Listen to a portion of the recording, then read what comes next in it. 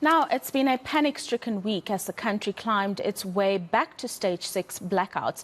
Mineral Resources and Energy Minister Gwede Mantashe is leading a dialogue on the future of coal in the context of the just energy transition in Emahleleni in Mpumalanga.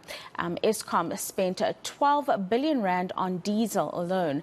Now, the power utility is not making sufficient revenue to continue purchasing fuel. Reporter Pule Letshwiti-Jones is covering that story and follows us and rather comes to us from there for more. Now, one of the big things that National Treasury said, I think it was 2 days ago or so, Pule, is that Eskom is going to need to find its own money to purchase the diesel, as it is a last-minute request and it has not been included in the budget. You have got Minister Gwede Mantashe with you, and I'm wondering what his thoughts are on finding sustainable power solutions to the crisis that the country faces right now. I do know that we are in stage 4 load shedding at the moment. Is there any situation where we can alleviate it at all? Definitely, and he joins me right now. I'm just going to quickly speak to him before he goes inside to start, opening up for the dialogue. Mr. Gwede Mantashe, Energy Minister. Should I say National Chairperson or Minister Mantashe? Call me anything. How are you today? I'm okay. Now, let's just talk about today's significance about the whole dialogue in terms of the energy transition and the future of coal. What are we expecting? The reality of the matter is that these are coal miners. It's a coal mining region. Therefore, we cannot have a debate about them without them. We must involve them. They must throw ideas. They must tell us how we transverse this transition and how long should we stick to coal. Should we accept this thing of rushing from coal to renewables? And or should they tell us what do they think? Are there any prospects of clean energy technologies that can keep coal going for a long time? Those issues are going to be discussed here today. We're in stage 4, previously stage 6. Is the future bleak for the country? Is this a bad precedent that has been set so far by the utility and, of course, those were the officials at hand, government officials at hand? It reflects a lack of confidence in what we have and what we have perfected, because it is the technology we perfected that is having 20,000 megawatts that are not giving us energy but connected. So that means we don't have confidence in what we develop over many years. Eskom has been around since 1923. So we've perfected that technology. Let's have faith in it.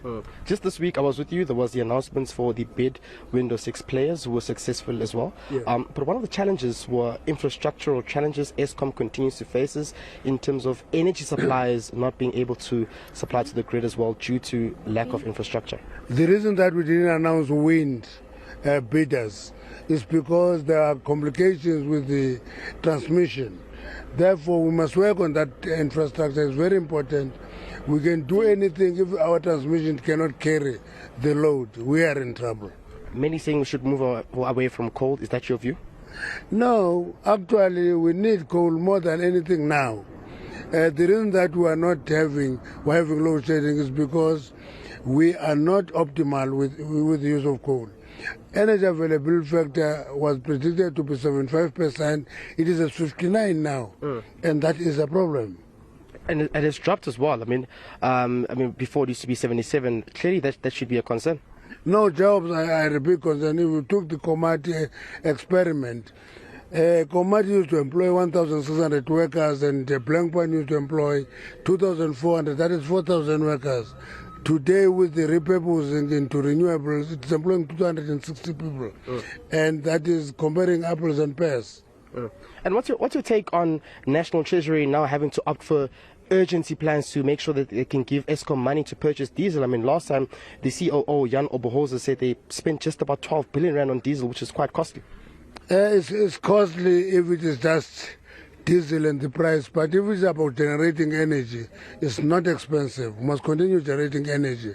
But I think that we should look for alternatives. If we can convert all the diesel depots into gas infrastructure, we'll cut the cost dramatically. But is there a plan? I mean, stage 6, many South Africans are quite concerned. You yourself said that it could tantamount to a coup as well. Actually, it can overthrow government. If we're in London, where a prime minister get overthrown in 45 days, would be overthrown by now. So you do accept that not much has been done to change the situation? A lot is being done, but very little progress is being made. Can this money be secured by National Treasury to assist Eskom in time? I don't know. To National Treasury, there's a minister there called Kotongwana. Talk to him about that. And I mean, you're going to the conference as well while you're wearing ANC regalia. Clearly, this is something you're going to be speaking about as well. I'm not going to talk about conference today. I'm going to talk about coal. Okay, thank you very much, Mr. Mantashe. Thank you for joining us here. We will be, of course, continuing to engage with the Minister, Gwede Mantashe, during this dialogue that will be taking place here on the future of coal in the eNCA district. Maybe also, let me just try to speak to the DG Director General, Mr. Jacob Mbele. Thank you very much for joining us, Mr. Mbele. Now, just a few days ago, I joined you.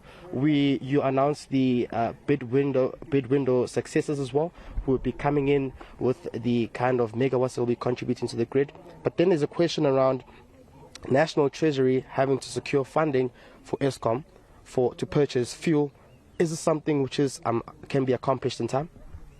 I'm sure National Treasury is looking at that issue. I think, as the Minister said, I cannot talk to money issues. That's the competency of Treasury. They are the ones that know how to balance the books. But I guess, like they've done in the past, they will make sure that they do what has to be done to assist Eskom. But from bird's eye view, from a DMRE perspective, are we in trouble? I mean, just a few days ago during the Eskom systematic address, the COO, Jan Oberholzer, said they spent just close to about 12 billion rand, which is quite a lot. No, absolutely. I mean, the rate at which we burn in diesel is a cause for concern.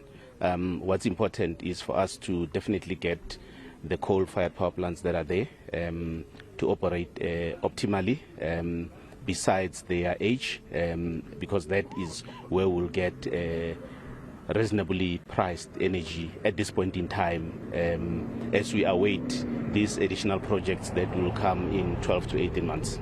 So you've got IPP players coming in, obviously, to try to close the gap of the energy capacity that's just lacking right now. How long do you think it would take before we can say we can officially be out of load shedding? Look, how long it will take is like asking how long is a piece of string. I mean, the projects will start coming in from about 12 to 18 months. But that is also a function of keeping what is currently installed at a certain level. So what's important is us making sure that the current fleet operate optimally, and we minimize the fluctuations that are there. Yeah. Of course, we've seen other European countries as well now transitioning back to coal. What are you aiming to say today in terms of the future of coal from this dialogue you'll be having? What are some of the things you aim to achieve?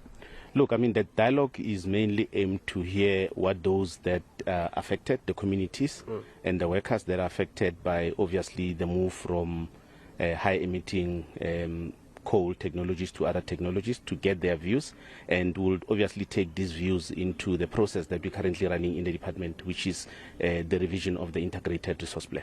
Mr. Mbele, thank you very much for joining us. That's the DG of the Department of Minerals and Energy, of course. We'll be joining the Minister for that dialogue which will be taking place, speaking to the future of coal in the eNCA district municipality in Malahleni in Mpumalanga, obviously speaking as to how many livelihoods can be protected when having to work with this kind of fossil fuel as well. But most importantly, speaking about the energy transition, which is quite an important factor there. You'd remember just a few days ago we saw the successful bidders for bid window 6, of course, being announced, which will have a very key investment role in terms of upgrading the economy as well, and pumping a few billions into the economy, but also speaking to job creation of about 4,900 jobs, which will essentially be created. So it will be important to hear what they have to say today. And that bid window, Pule, was quite important because it did include wind energy. The Minister clarifying that. Thank you very much for those insights. That is eNCA reporter Pule Letshwiti-Jones. And we continue